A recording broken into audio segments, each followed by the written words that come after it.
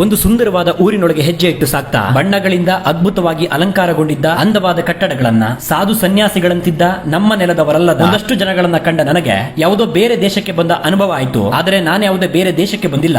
ಉತ್ತರ ಕನ್ನಡ ಜಿಲ್ಲೆಯ ಮುಂಡಗೋಡು ಎಂಬ ನಾನಿದ್ದ ಜಾಗದಲ್ಲಿ ಟಿಬೇಟ್ ಅನ್ನ ಹೋಲೋ ಒಂದು ಊರೇ ನಿರ್ಮಾಣವಾಗಿ ಹೋಗಿತ್ತು. ಈ ಊರಿನ ಜನರ ಕಥೆ ಏನು ಅಂತ ಕೆದಕುತ್ತಾ ಹೋದ್ರೆ 1950ರಲ್ಲಿ ಚೀನಾ ಟಿಬೇಟ್ ಅನ್ನ ಆಕ್ರಮಣ ಮಾಡಿ ವಶಪಡಿಸಿಕೊಳ್ಳುತ್ತೆ. ನಂತರ ಕಮ್ಯುನಿಸ್ಟರ ದಬ್ಬಾಳಿಕೆ ದೌರ್ಜನ್ಯಗಳಿಗೆ ಬೇಸತ್ತ ಸಾವಿರಾರು ಟಿಬೇಟಿಯನ್ನರು 14ನೇ ದಲೈಲಾಮರ ಜೊತೆಗೆ ಭಾರತವನ್ನ ಸೇರಿದಂತೆ ಭೂತಾನ್ ಮತ್ತು ನೇಪಾಳ ದೇಶಗಳಿಗೆ ವಲಸೆ ಹೋಗ್ತಾರೆ. ಹಾಗೆ ಬಂದ ನಿರಾಶ್ರಿತರಿಗೆ ಭಾರತ ಸರ್ಕಾರ ಇಲ್ಲಿಯ ಹಲವು ಕಡೆಗಳಲ್ಲಿ ಆಶ್ರಯ ಕೊಡುತ್ತೆ.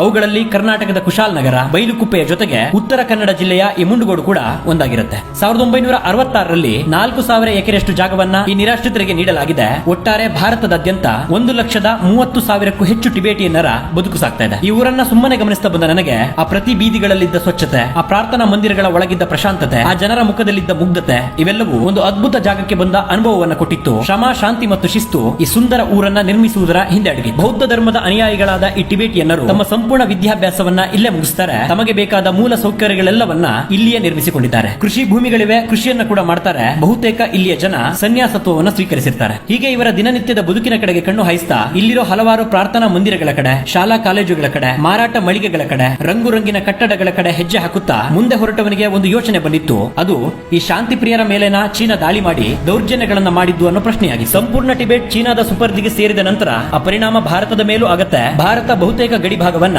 ಚೀನಾದೊಂದಿಗೆ ಹಂಚಿಕೊಳ್ಳುವ ಪರಿಸ್ಥಿತಿ ಎದುರಾಗತ್ತೆ. ಈ ಟಿಬೇಟಿಯನ್ನರು ತಮ್ಮ ನೆಲವನ್ನ ಬಿಟ್ಟು ಭಾರತಕ್ಕೆ ಬಂದು ನೆಲೆ ನಿಂತು ಬದುಕು ಕಟ್ಟಿಕೊಂಡಿದ್ದು ಸುಲಭದ ಮಾತಲ್ಲ. ಹೀಗೆ ಬಂದ ಅದೆಷ್ಟೋ ನಿರಾಶ್ರಿತರಿಗೆ ನೆಮ್ಮದಿಯ ಆಶ್ರಯವನ್ನ ನೀಡಿರೋ ಈ ನಮ್ಮ ಮಣ್ಣಿನ ಗುಣವನ್ನ, ಇಲ್ಲಿಯ ಜನರ ಉದಾರತೆಯನ್ನ ಪ್ರಶಂಸಿಸೋಕೆ ಪದಗಳಿಲ್ಲ. ಇಲ್ಲಿ ಸೋತು ಬಂದವರಿಗೆ ನೆಮ್ಮದಿಯ ಆಶ್ರಯ ದಕ್ಕಿದೆ. ಅವರ ಬದುಕಾಗಿದೆ ಬಂಗಾರ. ಮುಸುಳಿ ಬಂದು ನರಮೇಧವನ್ನ ನಡೆಸಿದವರಿಗೆ ಸಿಕ್ಕಿದೆ ಸಿಂಧೂರವೆಂಬ ದಿಟ್ಟ ಉತ್ತರ.